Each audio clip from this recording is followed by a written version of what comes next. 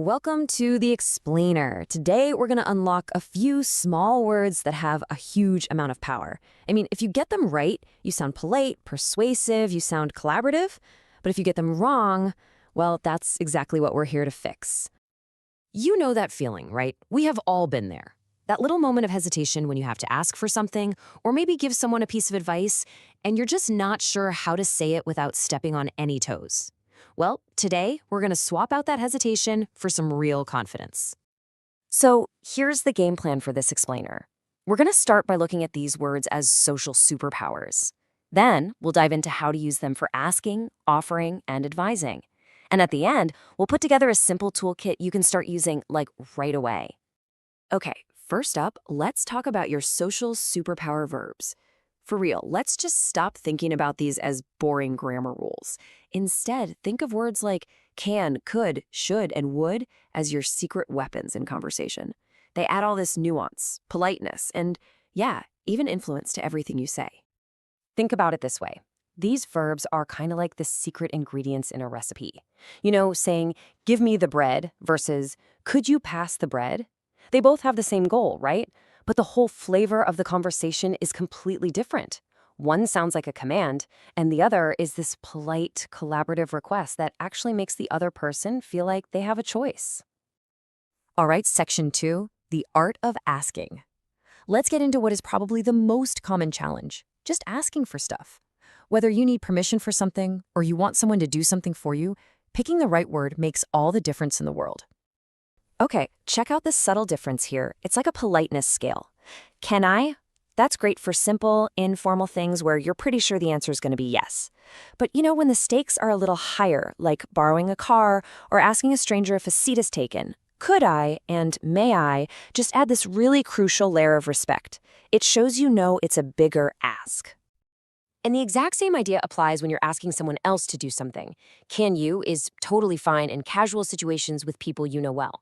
But could you and would you, those become your go-to tools for politeness, especially when you're talking to strangers or asking for a bigger favor. Now, let's talk about one of the trickiest phrases in English. Would you mind? When someone asks you this, they are being extremely polite. But here's the confusing part.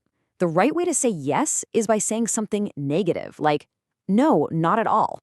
It feels weird, but what it really means is, yes, of course, I'd be happy to do that for you. Okay, here is a really important warning.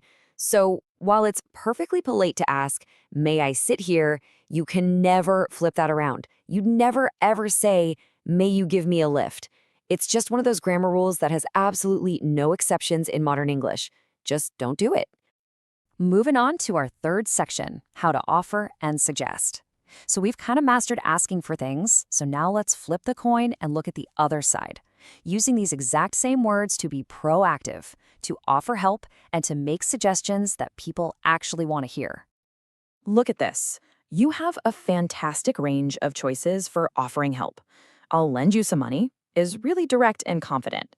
Something like, shall I clean the car is more of a question, checking if they even want you to. And then, would you like me to, is a super polite and respectful way to offer your help. Making suggestions works in a pretty similar way. Let's drive is very collaborative. It kind of assumes everyone's on board. How about driving? That's a classic way to just throw an idea out there. And if you're a bit less sure, we could drive, presents it as just one of a few different possibilities.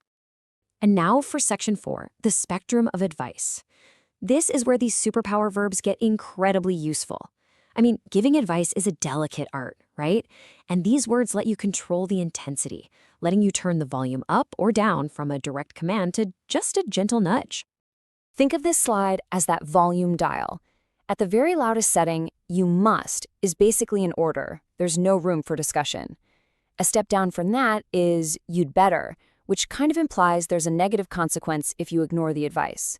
Your should is your standard neutral advice. And then all the way at the softest setting is you could, which is really just a simple suggestion. These tools aren't just for now and the future. They also let us give feedback or even express regret about things that already happened. Saying you shouldn't have worn those clothes is a really clear way to say you wore them and in my opinion, that was a mistake.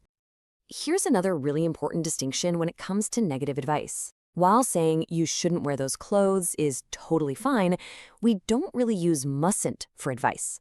Mustn't is saved for really strong prohibitions, like you mustn't touch that hot stove. It's much more serious.